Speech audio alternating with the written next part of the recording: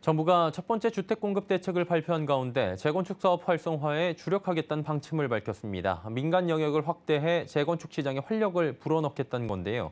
시장 반응은 다소 시큰둥하다고 합니다. 이지영 기자입니다. 정부가 대대적인 재건축 시장 활성화 포부를 밝혔지만 시장 반응은 미지근합니다. 먼저 정부는 8.16 대책에서 재건축 사업의 가장 큰 걸림돌이 되는 재건축 초과이익 환수제를 손보고 재건축 재개발의 안전진단 기준을 완화하기로 했습니다. 또 고밀도 도심 복합 개발 사업 등에서 민간이 주도적으로 사업을 추진할 수 있도록 문호를 개방하는 등 민간 영역을 대폭 확대하겠다는 방침을 내놨습니다.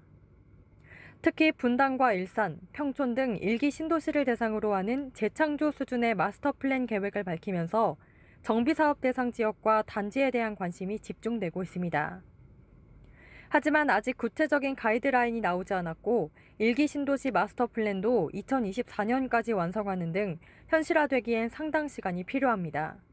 오랫동안 이제 재건축에 대한 그 갈망을 해온 것이 사실 어제 국토부의 발표 내용에 비춰봤을 때는 많이 허무한 그런 느낌을 많이 받습니다. 그래서 앞으로 이제 2년이라는 세월을 사실 또 주민들은 또 어떤 준비를 해야 되며 또 재건축을 위해서 어떤 희망을 가져야 되는지가 지금 사실 불투명해진 상태가 되어버렸어요. 안전진단 기준의 경우 지난 2015년 국토부가 제시했던 20% 하향 조정보다 높은 30에서 40% 수준의 계획을 내놔 실망감도 큽니다. 게다가 재건축 기대감이 있는 단지들 역시 정부 발표 이후에도 별다른 반응을 보이지 않고 있습니다.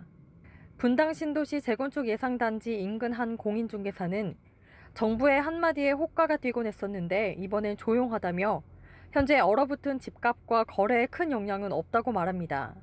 업계에선 정비사업 활성화를 위해선 절차상 가능한 것들부터 속도감 있게 추진해야 한다고 조언합니다.